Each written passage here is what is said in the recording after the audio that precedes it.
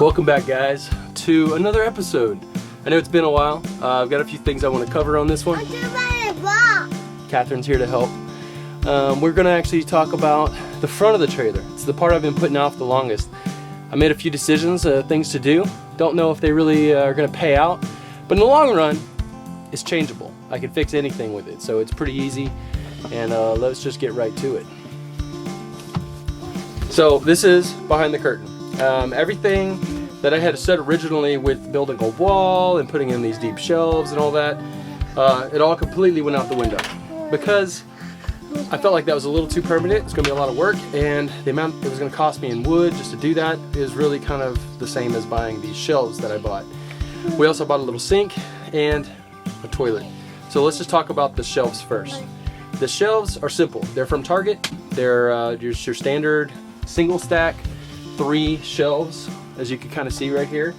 And all we did was get these cloth baskets and put names on them with little stickers so that we know whose is whose. And everybody has 2 to 3 of these baskets, which is perfect for what we need just to put clothes in, odds and ends and whatnot. So that's what we did for our storage right now. And I think it's going to work for the most part. Best thing is we can take them out, move them around, and adjust them as needed. So that's probably one of the best parts of the whole thing. The next piece we're going to talk about is the sink. Got the sink off of Amazon. I want to say it cost like 90 bucks. Holds 5 gallons of water in the bottom. It's a foot pump operated, so you just press it a few times, it shoots the water up and out. It works really well.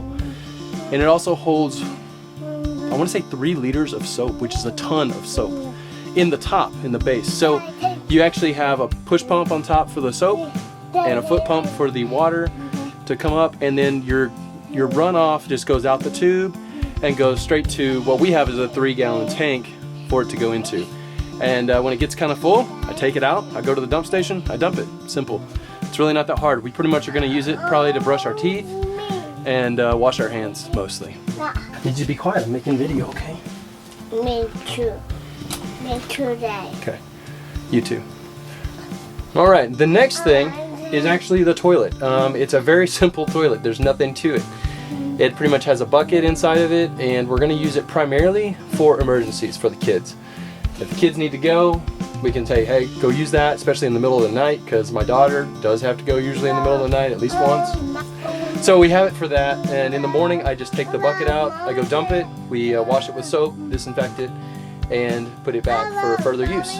Typically what we're going to be doing is using the facilities at the RV stops primarily.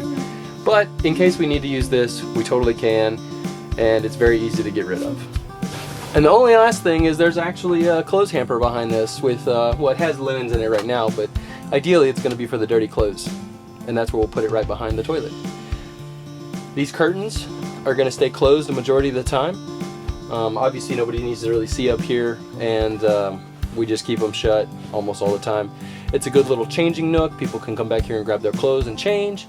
Use the restroom if we have to, whatever the case. It works really, really well. Alright, for the curtain, I just did a PVC pipe, painted it black, and took some regular hooks that screw into the ceiling. I put 3 of them up, 2 on the ends and 1 in the middle, measured it, cut it. Something I almost forgot to mention, guys, is our refrigerator. We got a little dorm room style Frigidaire refrigerator that we're going to be using in here, and it works great so far. No issues with power consumption. I can actually run the AC and that off of a 15-amp plug, which is pretty awesome. You can see the inside of the fridge. It's pretty simple, pretty plain, nothing to it. But for us, it's definitely going to be able to hold at least a weekend's worth, if not more, of food. And there you go. So we're excited to put this one to use. Not having the fridge and making the frame for it, I'm actually really excited at how well it fits. That couldn't have worked out much better. So we're really excited about this one. Spare tire. Got a spare tire for this thing for a really good deal. I got it off Walmart, and that's how it's mounted up. Pretty much got the bracket off Walmart too. Is a Max Haul trailer spare tire carrier. So easy day. Both the desk sucker on, and it's up there. Doesn't interfere with our jack or anything like that, and it's right up against the metal. This trailer has kind of a short tongue, so that is a little bit of a factor, but this works pretty good for us. Hopefully we'll never need it. All right guys, that's it for this episode. Just wanted to show you the front of the trailer, what we ended up doing with it, how we utilized that space. Like I said, this is a pretty temporary solution. I may do more later as far as running some actual wire, putting in a real sink. But for now, this is the fix that we have with the space that we have up here. I hope you've enjoyed it. Again, like and subscribe if you do. There'll be more to come. We're actually planning our first outing really soon, and that's going to be the key, showing what you can do with this type of layout and where you can go and the things that you can enjoy, right? Because it's not really about building the trailer, it's about living life. And so that's what we're going to be doing on the next episode. Thanks for checking us out, guys.